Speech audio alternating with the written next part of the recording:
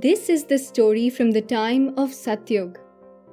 Once, a deadly war broke out between the Devs and Asurs. The Asurs have always been troublemakers and have caused chaos every now and then. But in this battle, the Asurs took over the earth and were reaching up to heaven. All the Devtas were using their powers, strength, and forces to fight them. This war of Satyug had been going on for ages, and yet there seemed to be no end. Bhagwan Indra was in his abode, but everything about God Indra was out of place. Indradev has always been a jovial god, someone who enjoys and appreciates various forms of entertainment. But now, Indradev's face was clearly depicting how tense the situation was. He was walking in circles, hands behind the back and face down. Narayana Narayana! Hey Bhagwan, I can see how tense you are. And that clearly tells me our position on the battlefield. Rajan, may I ask you about the warrior king, whom you have called several times to aid us in the many wars? The warrior king of Ikshvaku dynasty, the best and strong bull of Suryavansh. Can he not fight alongside us? Indradev looked up as if he had just realized where the treasure had been hidden, and he said, Narad Muni, I must applaud the timing of words that are spoken at times from your lips. Narad Muni has a reputation for speaking the right and hard-hitting words at the time when it is required the most. Narad Muni further continued with a sheepish smile. Ask for the king's assistance and keep him by your side till the young commander of our army is born. The young commander? Please, Munivar, I beg to know more. Who is going to save us from the war? Whose radiant child is going to deliver us peace? Tell me, O Narad Muni. Bhagwan Indra could not hold his excitement, but before he could investigate any further, Narad Muni was gone. Without wasting any time, Indra travelled to the warrior king where he was greeted by the king's men. The king's men asked Indra to wait and send the message to the king about Indra's arrival. The king joined God Indra and asked about the matter. Hey Dev, I can sense there is something seriously wrong. Tell me what the matter is. The king inquired. Bhagwan Indra told the king about the ongoing war. Hey Rajan, your name shines brighter than the stars in the field of war strategy and tactics. I have yet once again come to you for your aid. There is a war being fought between the Danavs and Devtas. It just won't stop and we are running out of our arms and fighters. I am afraid that we might be defeated in this war.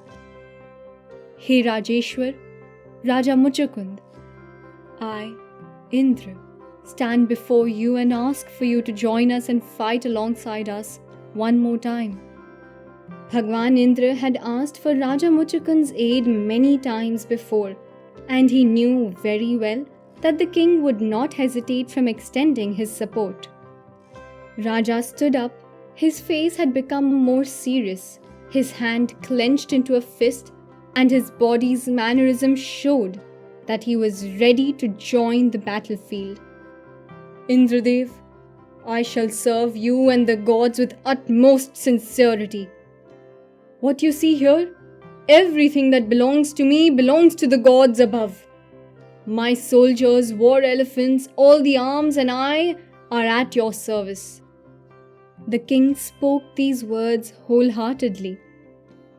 King Muchukund joining the gods' army changed a lot of things.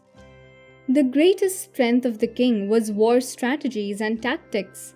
So the king planned out the formations, showed different tactics to the army of the Devtas. The king fought on and on and on without any sleep. The gods were waiting for an able commander to join and lead the army of gods, and with the birth of Kartikeya, Raja Muchukund was relieved from the duties of the commander. Bhagwan Indra said, Rajan, we are grateful to you and your services. Our commander has been born. The son of great Shiv and divine Parvati will now lead us. Kartikeya will now lead us, and you are free from the duties." Hearing this, Muchukund was happy and tried to recollect the face of his family members, but could not. He then said, "Devendra, I am glad that I could help, and now I think I would like to return to my family, my kingdom. I long to see the face of my wife and children. Please allow me to return." There stood God Indra, looking worried and tensed. He stood with folded hands in front of the king and revealed, "Hey Rajan, time passes differently in both realms. These few years that you have spent here are equivalent to eon and eon of years on earth, for one day in heaven equals many years on earth. The family and the kingdom you talk about have vanished long ago." The king stood still, staring blankly at Indra. "My dear friend, you are the greatest hero. What you have done for us is an unmatched action. Ask for any boon and I shall grant you." Words full of sympathy came out from the bottom of the heart of God Indra. All of a sudden, the sunken face was all tired and exhausted.